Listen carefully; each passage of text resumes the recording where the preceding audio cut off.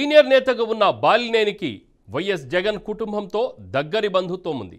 ఈ నేపథ్యంలో 2012లో జగన్ స్థాపించిన వైఎస్ఆర్సీపీలో చేరేందుకు బాలినేని తన పదవికి రాజీనామా చేశారు.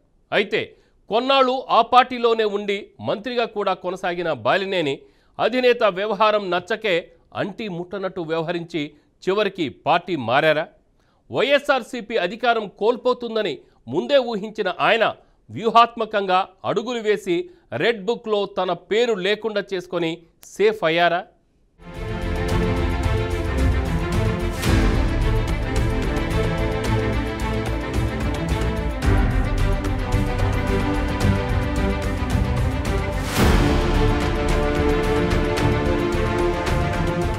బాలినేని శ్రీనివాస్ రెడ్డికి వైఎస్ జగన్ కుటుంబంతో చాలా దగ్గరి బంధుత్వం ఉంది.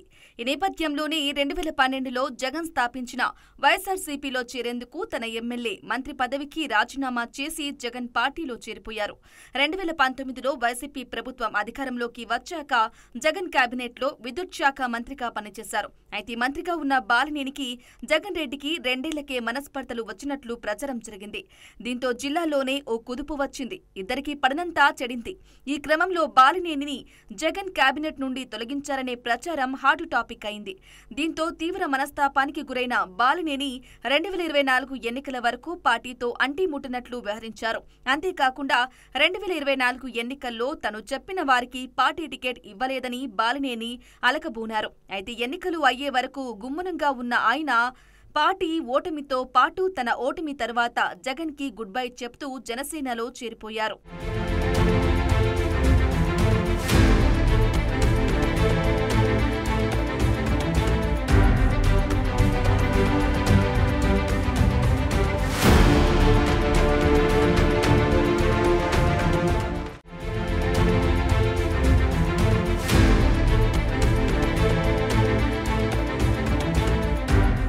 అయితే గత ప్రభుత్వ హయాంలో విద్యుత్ కొనుగోలు ఒప్పందంలో అప్పటి సీఎం జగన్ రెడ్డిపై వేల కోట్ల అవినీతి ఆరోపణలు పెద్ద ఎత్తున వెల్లువెత్తాయి.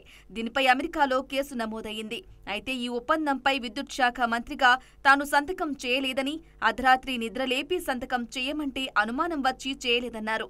కానీ ఆ ఒప్పందాన్ని కేబినెట్లో పెట్టి ఆమోదించుకున్నారని వెల్లడించారు. అయితే అమెరికా కేసులో జగన్ పాత్ర నిజమే అయితే క్షమించరానిదని, అలాంటివి చూస్తే జగన్ వద్ద విద్యుత్ మంత్రిగా ఎందుకు పనిచేశానా అని బాధపడుతున్నారని సందర్భం వచ్చినప్పుడల్లా బాలినేని ఆవేదన వ్యక్తం చేస్తుంటారు.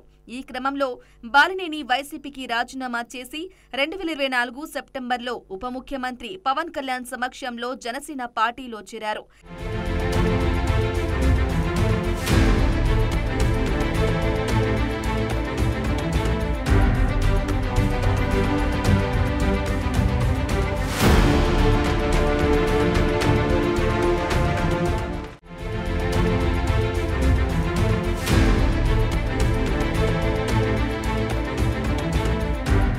ఇదిలా ఉంటే 2019లో వైఎస్ఆర్సీపీ అధికారంలోకి రావటంతో బాలినేని మంత్రి అయ్యాక టీడీపీ నేత జనార్దన్ పై కక్ష సాధింపులు చేశారనే విమర్శలు ఉన్నాయి. దామచర్ల జనార్దన్ పై 5 ఏళ్లలో 32 కేసులు నమోదు చేయించారనే ఆరోపణలున్నాయి.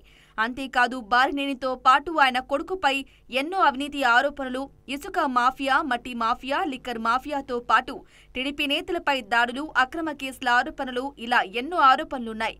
ఈ క్రమంలో పలుమార్లు బాలినేని దామచర్ల జనార్దన్ డి అంటే డి అనటంతో తీవ్ర ఉద్రిక్తత పరిస్థితులు కొనసాగాయి. చివరికి యువగలం పాదయాత్రలో కూడా నారా లోకేష్ తన రెడ్ బుక్ లో బాలినేనితో పాటు ఆయన కొడుకు పేరును కూడా రాసుకున్నట్లు హెచ్చరించారు. అధికారంలోకి వచ్చాక వారి అంతు తేలుస్తానని వార్నింగ్ ఇచ్చారు. అయితే 2024లో వైఎస్ఆర్సీపీ సర్కార్ ఘోర పరాజయం మూటగట్టుకోవడంతో పాటు ఎమ్మెల్యేగా బాలినేని శ్రీనివాస్ రెడ్డి కూడా ఓడిపోయారు. దీంతో రెడ్ బుక్ నుండి తప్పించుకోవడానికి బాలినేని వ్యూహాత్మకంగా అడుగులు వేశారనే టాక్ ఉంది.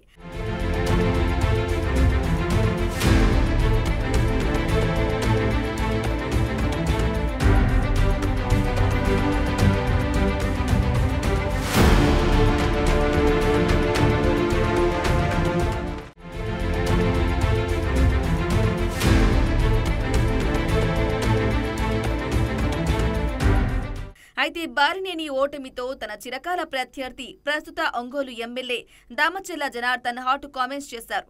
తన అవినీతిని కాపాడుకోవడం కోసం పార్టీ మారినా బాలినేనిని అతని కొడుకుని వదిలిపెట్టను. పవన్ కళ్యాణ్ కూడా బాలినేని కాపాడలేడని హాట్ కామెంట్స్ చేయడంతో ఒంగోలులో మరోసారి ఉద్రిక్త పరిస్థితులు కొనసాగాయి. కానీ ఆ వాతావరణం కాస్త చల్లబడిపోయింది. ఏమి జరిగిందో తెలియదు కానీ అప్పటి వరకు బాలినేని రాకను వ్యతిరేకిస్తూ నానా రచ చేసిన జనసేన నేతలు కూడా సైలెంట్ అయ్యారు.